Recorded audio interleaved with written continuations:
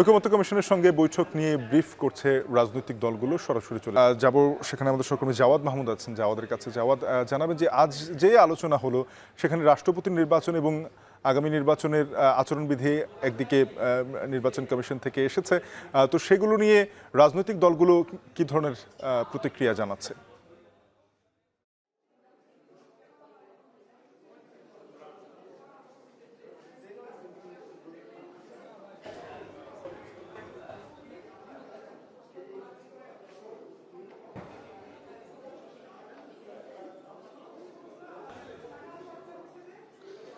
যাওয়া শুনছেন নিশ্চয়ই। মূলত ঐকমত্য কমিশনের দ্বিতীয় দফার যে বৈঠক সেটি চলমান আছে এবং মধ্যাহ্নভোজের আগ পর্যন্ত বৈঠক নিয়ে যেটি জানা গেল, অর্থাৎ মধ্যাহ্নভোজের এই মুহূর্তে জামায়াত সহ গণ অধিকার, গণসংহতির মতো দলগুলো এবং এবি পার্টির মতো দলগুলো তারা এসে যে বিষয়টি বলছে যে রাষ্ট্রপতি নির্বাচনের প্রক্রিয়ার ক্ষেত্রে ইলেকটোরাল কলেজের পক্ষে মূলত তারা মত দিয়েছেন এবং এছাড়া ইলেকটোরাল কলেজ ছাড়াও এই যে উচ্চকক্ষ এবং নিম্নকক্ষে যে সদস্যরা রয়েছে সেই সদস্যরা এর ভোট দিতে পারবেন এবং এই উচ্চকক্ষ এবং নিম্নকক্ষ ছাড়াও ঐকমত্য কমিশন যে প্রস্তাবনা দিয়েছিল যে জেলা পরিষদ সমন্বয় কাউন্সিল এবং সিটি কর্পোরেশন সমন্বয় কাউন্সিল, এখান থেকে অর্থাৎ জেলা পরিষদের সমন্বয় কাউন্সিল 64টি জেলা রয়েছে এবং 12টি সিটি কর্পোরেশন রয়েছে। সেই 12টি সিটি কর্পোরেশনের যে সদস্যরা সমন্বয় যে কাউন্সিল, এই অর্থাৎ বর্ধিত অংশ যেটিকে বলা হচ্ছে, এই সদস্যদের ভোটে মানে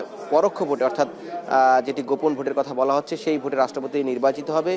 এই বিষয়ে আসলে ঐক্যমত পোষণ করেছে জামায়াত, এবি পার্টি, গণসংহতি আন্দোলন, গণ অধিকার পরিষদের মতো একাধিক দল। কিন্তু বিএনপি এখানে তাদের একটা দ্বিমত দেখা দিচ্ছে। তারা যেটি বলছে যে উচ্চকক্ষে এবং নিম্নকক্ষে যেই 500 সদস্যের যে সদস্য, সেই 500 সদস্যের বর্তমান বিদ্যমান পরিস্থিতি যেভাবে রাষ্ট্রপতি নির্বাচিত হয় সেইভাবেই আর কি তারা রাষ্ট্রপতি নির্বাচন করার পক্ষে মত দিয়েছেন এবং সেইখানে তারা আসলে যে যুক্তি তুলে ধরছেন, তারা বলছেন যে ফেডারেল শাসন ব্যবস্থায় অর্থাৎ যুক্তরাষ্ট্র বা ভারতে যে ধরনের শাসন ব্যবস্থা আছে সেই ধরনের শাসন ব্যবস্থায় এই ইলেকটোরাল কলেজ এই প্রয়োজনীয়তা বা একটা বিদ্যমান প্রক্রিয়ার মধ্যে আছে।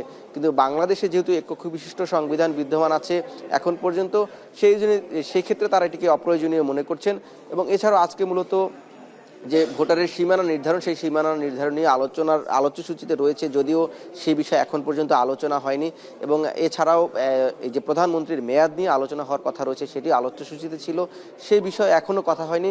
কিন্তু শেষ বিকেলে অর্থাৎ এই যে 5টা বা 6টার দিকে রাজনৈতিক দলগুলো তাদের সবশেষ পরিস্থিতি জানাবে, সে সময় হয়তো জানা যাবে যে এই বিষয়গুলো আদৌ আজকে আলোচনা হয়েছে কিনা বা এর অগ্রগতি সম্পর্কে আরও বিস্তারিত জানা যাবে। এই ছিল ফরেন সার্ভিস একাডেমি থেকে ঐকমত্য কমিশনের বৈঠকের সবশেষ।